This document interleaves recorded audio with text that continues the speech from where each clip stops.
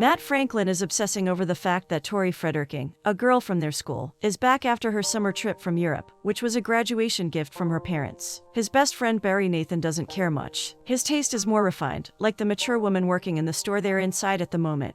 Barry also tries to talk some sense into Matt, that he was dared to go into the closet with her back in 10th grade. But Matt still sees it as his 7 minutes in heaven, and can't get over the fact that she told everyone afterward that he was an amazing kisser. Matt's sister, Wendy Franklin, repeats his story before he can finish, because he has told them this whole incident hundreds of times over the last 4 years. What Matt admires is that Tori actually lied to save him from everyone's bullying over his lack of making a move on her. Wendy knows her twin Matt like the back of her hand, and reminds him that he never even had the courage to ask Tori out. Her telepathic powers annoy Matt and creep out Barry, who finally decides to make his move on the woman he's been eyeing. Matt and Wendy watch in fascination and secondhand embarrassment as Barry makes a fool out of himself in front of everyone by knocking down half of the stuff in the music store and ruining any chance of ever going out with that woman. We are shown the yearbook of the class of '84. Matt was a brainiac throughout his school years. He was always on the sidelines of the most memorable incidents where the popular kid stole the spotlight. All of his classmates have ended up in different places since graduating. It's honestly sad to see that someone as smart as him is stuck working at a store in the mall, where he rents DVDs to people. He is a total klutz and very socially awkward, while Tori is an absolute bombshell. Matt is currently listening to one of his old classmates, Brent's story, of how his travels drove him to open a traveling business after loaning money from the bank. He seems to have found his calling, unlike Matt, who has just graduated from college and hated his time there, because it was very boring and theoretical. He tries to convince Brent, and himself, that working at the video store is just a temporary rest stop in his career. Brent leaves him his card, advising him to travel for some time as the perfect break. Brent is stepping out of the store when Tori walks in, and he fully checks her out.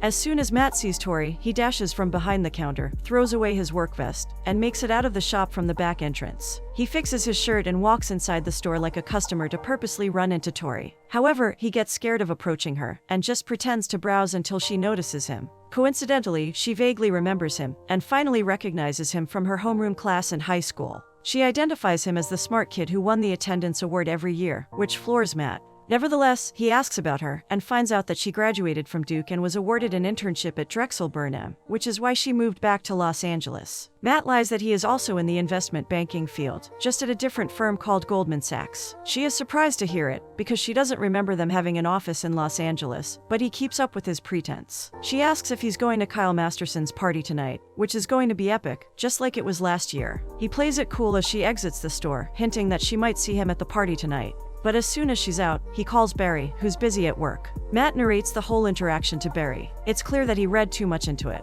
He has mistaken her politeness and friendliness for flirting, and tells Barry that they're going to the party tonight, and he'll finally get her number. He makes it out of his delusion when he hears Barry's responses, and deciphers that he's trying to finish a sale. So he hangs up after leaving inappropriate images in his best friend's mind, to humiliate him in front of his client. Barry's efforts fail as the client walks out on him, which doesn't go unnoticed by his boss. Matt and Wendy are parked outside the car dealership Barry works at when he flips off his boss, infuriating him because he just got fired. Barry is having dinner with Matt's family. He updates Matt's father about his own father, whose parole got pushed back. Matt's mother, Libby, coddles Barry, who goes on about how the car dealership stole his youth, and how he gave up college for that job. Matt's father commends Barry for having a goal and going after it, which is an indirect taunt for Matt. He demands to hear Matt's plan, now that the summer is over. Matt's plan is to keep working at the video store until he knows what he wants to do in life. His parents believe that he's wasting his potential, and should at least get an engineering job until he has a definite plan for his career. Wendy later shares with Matt that she applied to Cambridge for her master's, but now she's too scared to open the mail from them, which Matt finds stupid, because he knows his sister will be accepted. Wendy, on the other hand, isn't even sure if she'd actually go to England if she gets in. This is because she hasn't discussed this with her boyfriend, Kyle Masterson. They're supposed to be moving in together soon, and his dad has entrusted Wendy with his responsibility. Matt argues that Kyle should adjust for Wendy, and urges her to open the letter. She doesn't agree to it just yet, because she just wants to have fun tonight, and makes Matt promise that he won't tell anyone about this. Matt goes through their old yearbook to see what things Tori likes, and enters self-doubt again. So Barry gives him a pep talk that he's grown and improved now, and has his best friend by his side. Kyle lets the guys working in his house off for the day, as he and his friends are finishing up prepping for the massive party tonight. Meanwhile, all his other classmates are doing their own preparations to get ready for the most anticipated party of the year. Wendy, Matt, and Barry are driving to the party in a car Matt finds too inferior for Tori. Barry pops open Matt's graduation bottle in the back seat, which he had been saving for something special. He starts to drink it, as he is on a mission to get hammered tonight. He wants to catch up on all the partying his peers did in college, that he missed out on because of his circumstances. He makes Wendy drive to the dealership while he keeps drinking. Wendy and Matt both have their reservations about what Barry is going to do next. Barry, on the other hand, is confident, because he has a set of keys and knows all the alarm codes. So he instructs Wendy to be on the lookout as he takes Matt with him to break into his old workplace. Matt reiterates that he doesn't want to spend this night in jail, but Barry is adamant on taking revenge from his ex-boss, Mike. Barry realizes that his boss changed the alarm codes, and all the sirens go off in response to their breaking and entering. Wendy is in awe of this marvel and pushes Matt back into the game when he tries to flee to avoid getting into trouble. Meanwhile, Barry still steals Mike's keys to his most coveted car, takes its top down to make it into a convertible, and waits for Matt to hop in. They're going to pull up at the party in style after all. Once they arrive at the party, Matt opens the glove compartment in Mike's car to look for a comb. But what he stumbles upon is a bag containing some white powder. Matt and Barry taste some of it by putting it on their tongues with their pinky fingers. Barry observes that his tongue got numb, but then Wendy gets to them, still feeling awesome about the heist they just pulled off. Kyle greets Wendy, excited to ride the ball tonight with his jock friends. The ball is basically a huge circular metal chunk that no man has ever been able to ride, according to their school's urban legend. Kyle notices that Matt and his friend have also come to the party with Wendy. He brings her to the top of the platform to smooch her in front of everyone. Matt whispers something in Barry's ear, and Kyle calls him out to say it in front of everyone. Matt points out that this seems very dangerous, which leads to Kyle passing a misogynistic comment.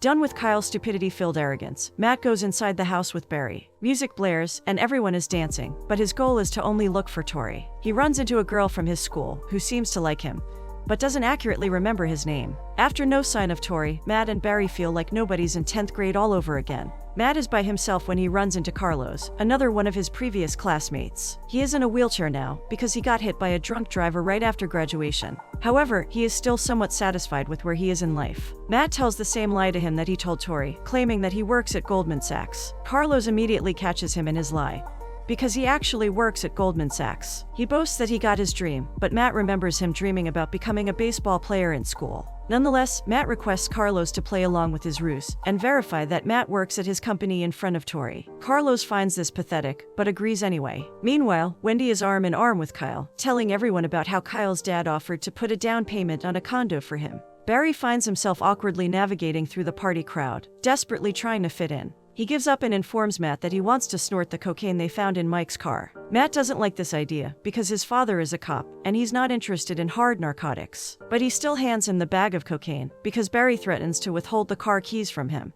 Matt sips on his drink when Tori walks in. He looks at her in a trance as she angelically makes her way downstairs. Her friends go away, and Rick Harrington gives her a hug, meeting her after years. Kyle and Wendy also join them as Matt watches quietly from afar. Wendy prompts Kyle to start telling his story, while signaling Matt to shoot his shot. He hesitantly joins the group and laughs extra loud once Kyle uses his punchline, causing everyone to stare at him strangely. With everyone's attention on him, he rambles on and makes matters worse. He brings up his liking for windsurfing, because he remembers it from Tori's yearbook quote, but she apparently hates it now. Kyle and Wendy leave them be, and Rick talks over Matt, taking over the whole conversation with Tori. Matt backs out, feeling defeated. Barry tries for the first time ever, and has the best time of his life at the party. He gets handsy with another guy's girlfriend, and somehow finds himself in a dance battle. Matt watches Rick talk to Tori in an effort to charm her, while he is in Broder's company. Broder is a full-blown stoner now, and yet Matt finds himself agreeing to his philosophy in life because of his own dire circumstances. What he's unaware of is that Tori finds Rick's conversation insufferable, and looks for an exit strategy to get rid of him. So she addresses Matt, asking him to show her the thing he was talking about earlier. Matt picks up on her cue and takes her away from Rick. They talk a bit, and he is bracing himself to finally make a move on her when Kyle's friends alert everyone about Barry's dance-off with Tyler Cummings. Tori and Matt join the crowd with Kyle and Wendy. Tyler busts some smooth moves and impresses everyone.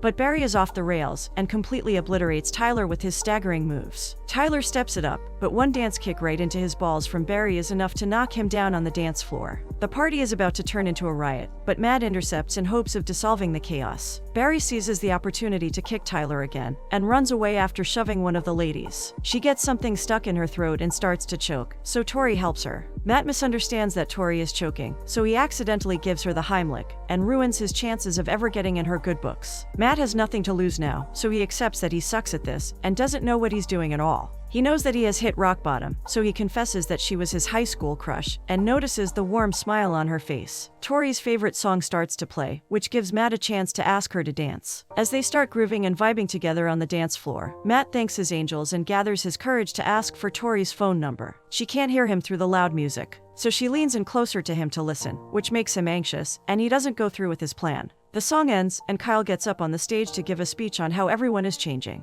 He insinuates that some people are changing together and calls Wendy up on the stage. Both Matt and Wendy are very confused by this gesture. When Wendy gets up on the stage, Kyle surprises everyone by proposing to her very publicly. Matt doesn't want his brilliant sister to end up with this doorknob of a man. Unfortunately, Wendy doesn't share this sentiment, as she enthusiastically agrees to marry Kyle. Everyone is cheering and celebrating, except for Matt, who is dumbfounded. Barry is sitting alone by the pool drinking when a hot gothic girl, Ashley, from the dance floor approaches him. She compliments his moves and lights him a cigarette. Barry cuts to the chase and asks if she wants to get. She matches his energy and directs him to find her later, after which she licks his face and walks away. Matt finds his way to Wendy and takes her aside from the crowd. He attempts to convince his sister not to marry Kyle, because they're incompatible. He knows that Kyle won't keep her happy, but Wendy insists that she is satisfied with her life. Matt doesn't give up and pushes her to open the letter, because they both know that she got accepted. Matt thinks that Kyle is holding her back, which is why Wendy isn't opening the letter, and blaming it all on her fear of rejection. Wendy defends Kyle and accuses Matt of being jealous of her settled life. Matt clarifies his intentions, but Wendy insults him and his overall attitude toward life. This deeply hurts Matt's feelings, who was sincere toward his sister. He leaves her to be and returns to the party. There, he runs into a girl named Shelley who seems clearly interested in him. On the other hand, Tori's friends want to ditch this party to head over to Drexel's party, which will be more fruitful for them. Matt gets rid of Shelley and leaves the house just in time for Tori and her friends to get to the street. He unlocks his car and immediately gets the girls' attention. Barry joins him in a wretched state, and he reluctantly introduces him to the ladies. Tori invites him to the Beverly Hills party and offers to ride with him in his fancy car. Barry is left to ride with Tori's friends, and he's more than happy with this arrangement. Barry gets on well with Tori's friends because he is in possession of.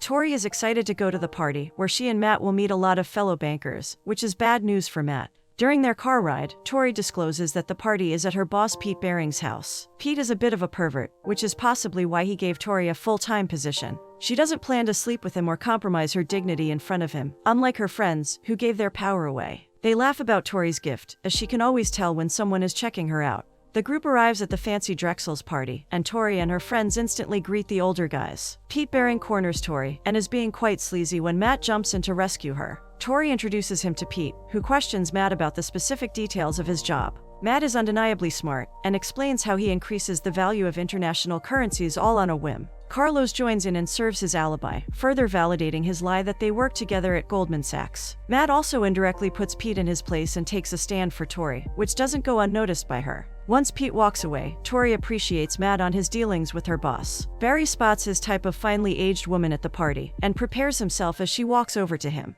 The woman introduces herself as Trish Anderson, and suggests that they should do the cocaine that he has on him together. She snorts it in the bathroom with Barry when her friend, an old man called Francis, joins them. Trish starts to make out with Barry, who later discovers that Francis is here to watch them get intimate, because he enjoys it. Even Barry is weirded out by all this, but Trish manages to seduce him into trying it. Matt and Tori are talking on the balcony together, and she admits that she hates her job. She is confused about what she really wants to do in life, and is scared that Matt will find this ridiculous. He opens up to her about how everyone expects him to make a career out of something he's good at, but he actually can't stand it. They're on the same page emotional, and he comes up with an obscene game to set Tori free of this torturous job. Meanwhile, Barry runs for his life when things get a little too much and out of his hands. He escapes from the weirdo physical intimacy freak couple, cursing them for their abnormal fetishes. Matt and Tori have left the party at this point, and move on to the yard of another house beside Drexel's party. Tori doesn't understand how a banker could be this much fun, and she's in for more surprises as they see a trampoline out in the yard.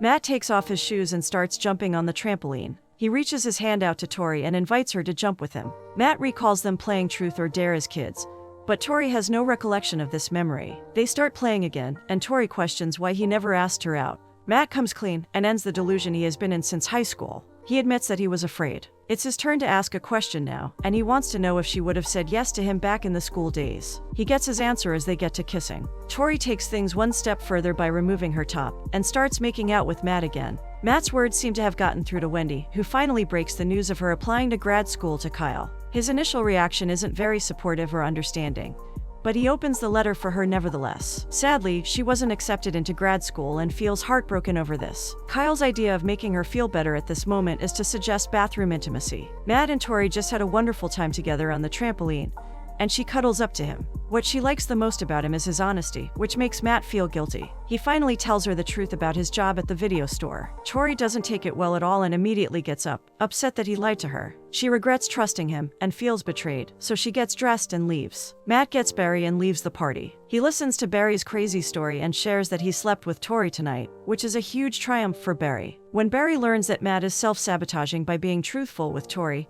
he gets angry at his best friend. Barry peer pressures Matt into doing cocaine while driving. Consequently, they get into an accident, but no one gets hurt. To make matters worse, they get busted by cops, and one of them is Matt's father. Matt and Barry are interrogated about the car they stole, and the car they had in their possession, and Barry confesses it to all. However, this isn't Matt's father's goal. He blackmails his son into agreeing to get an engineering job, and gives him a tough time for never trying to succeed in his life. Matt and Barry are seated inside the police car, and they are losing their marbles about what their fate in jail will be. Luckily, the cops were just messing with them, and will let them go just this one time. They drop Matt and Barry home, and Matt's father teaches him to just take a shot, even when he doesn't know where to aim it yet. Kyle's party is still on. He is now taking bets on whether Broder will ride the ball tonight or not. Matt and Barry also return to the party because Matt knows that Tori is still there. He starts looking for Tori while Kyle shuts Broder inside the ball, leaving him no other option but to ride it. Matt sees Shelley smooching with Rick and acts hurt playfully. Broder gets out of the ball, refusing to ride it, while Barry tells Ashley in the audience about getting fired today. Matt gets a hold of Tori and tries to reconcile. In the heat of the moment, he volunteers to ride the ball, even though Barry and Wendy try to stop him.